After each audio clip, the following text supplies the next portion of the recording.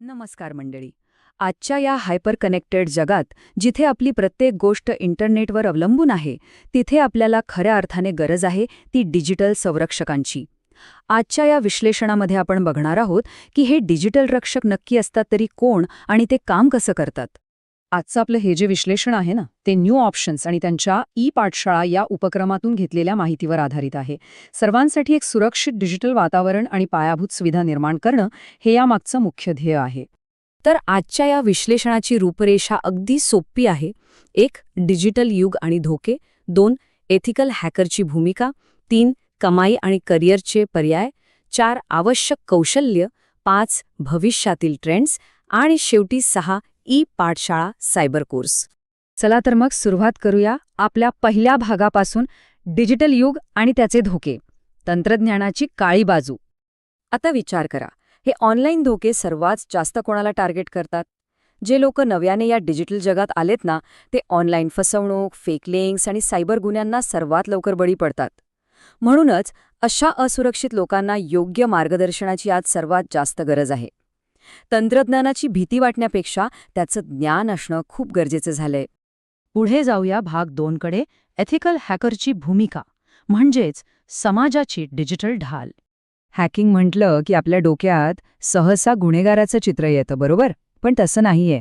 यात white hat आणि black hat असे 2 प्रकार असतात. व्हाईट हॅट म्हणजेच आपले एथिकल हॅकर्स, जे कंपनीच्या कायदेशीर परवानगीने सिस्टीममधले कच्चे दुवे शोधतात आणि ते सुरक्षित करतात.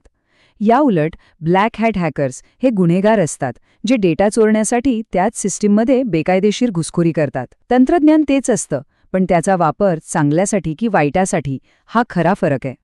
पण हे एथिकल हॅकर्स दिवसभर नक्की करतात तरी काय? तर बघा, त्यांचं काम खूप जबाबदारीचं असतं. ते सिस्टीममधील कमकुवतपणा शोधतात, सायबर हल्ल्याची सुरक्षितरित्या चाचणी करतात, ज्याला आपण पेनिट्रेशन टेस्टिंग म्हणतो, सापडलेल्या त्रुटी दूर करून सुरक्षा वाढवतात आणि व्यवस्थापनाला त्याचं सविस्तर रिपोर्ट देतात. म्हणजे सोप्या भाषेत सांगायचं तर ते एका आभासी युद्धभूमीवर आपल्यासाठी ढाल बनून उभे असतात. आता वळूया सर्वात आकर्षक भागाकडे, म्हणजे भाग 3, कमाई आणि करिअरचे पर्याय. या क्षेत्रात मिळणारा आर्थिक मोबदला खरंच थक्क करणार आहे. आणि इथे मागणी प्रचंड असल्यामुळे पगारातली वाढही खूप वेगाने होते. भारतातला एक फ्रेशर उमेदवार वर्षाला 3 ते 6 लाख रुपये सहज कमावू शकतो.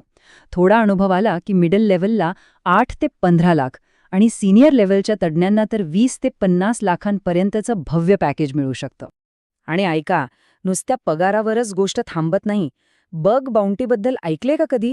गुगल किंवा फेसबुक सारख्या मोठ्या टेक कंपन्यांच्या सिस्टीममध्ये जर तुम्ही एखादी त्रुटी शोधून काढली, तर हे फ्रीलॅन्स हॅकर्स शेकडो डॉलर्सपासून ते चक्क लाखो डॉलर्सपर्यंत बक्षीस मिळवतात. म्हणजे एका छोट्याशा त्रुटीचा शोध एखाद्याचं संपूर्ण आयुष्य बदलू शकतो. चला तर मग बघूया भाग 4, यासाठी आवश्यक कौशल्य आणि पात्रता. यात प्रवेश कसा मिळवायचा? ह्या क्षेत्रात उतरायचं असेल तर तांत्रिक पाया भक्कम करणं अत्यंत गरजेचं आहे. सायबर ॲडवायझरसारखं बेसिक सर्टिफिकेशन ही पहिली पायरी ठरू शकते. त्यानंतर BTech किंवा BCA सारखी पदवी, लिनक्ससारख्या ऑपरेटिंग सिस्टमचं ज्ञान आणि नेटवर्किंगची उत्तम समज असणं खूप फायद्याचं ठरतं. इथे एक गोष्ट लक्षात ठेवा, पुस्तकी ज्ञानापेक्षा प्रत्यक्ष प्रॅक्टिकल ज्ञान सर्वात जास्त महत्त्वाचं आहे. पुढचा टप्पा आहे भाग 5, भविष्यातील ट्रेंड्स आणि उद्योगातील वाढती मागणी. आजकाल अशी एकही इंडस्ट्री नाहीये जिथे सायबर सिक्युरिटीची गरज नाही. बँकिंग आणि फायनान्स सेक्टर घ्या, जिथे आपला पैसा आणि डेटा दोन्ही पणाला लागलेले असतात. सरकारी आणि संरक्षण क्षेत्रातही सायबर युद्धाचा सामना करण्यासाठी तज्ज्ञांची नितांत गरज असते. IT कंपन्या, हेल्थकेअर आणि कॉमर्स अशा प्रत्येक ठिकाणी अतिसंवेदनशील माहिती सुरक्षित ठेवणं हे एक मोठं आव्हान बनलं आहे. भविष्यात काय होणार आहे?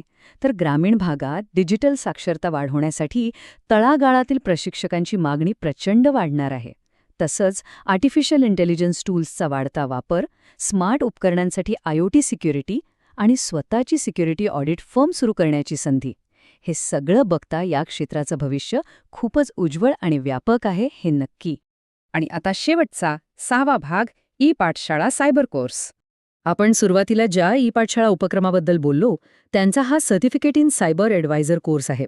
ऊर्जावान तरुण आणि ग्रामीण भागात बदल घडवून आणणाऱ्या महिलांना डोळ्यासमोर ठेवून हा कोर्स खास डिझाईन केला गेलाय, जेणेकरून तळागाळातील लोकांचं खऱ्या अर्थाने तांत्रिक सक्षमीकरण होऊ शकेल.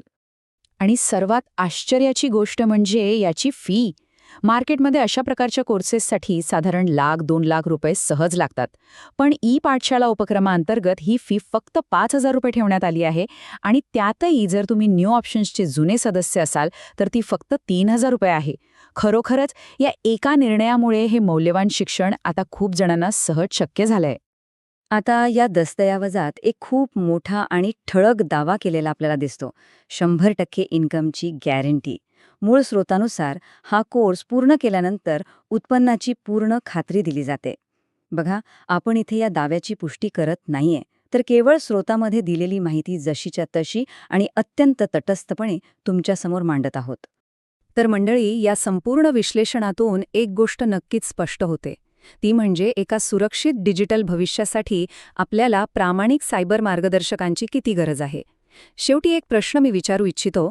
फक्त एक सामान्य स्मार्टफोन युजर बनून राहण्यापेक्षा या वाढत्या डिजिटल धोक्यांचा सामना करण्यासाठी समाजाचा एक डिजिटल रक्षक बनण्यास कोण पुढे येईल? याच विचार करायला लावणाऱ्या प्रश्नासोबत आपण आजचं हे विश्लेषण इथेच थांबवूया. माहितीपूर्ण रहा आणि नेहमी सुरक्षित रहा.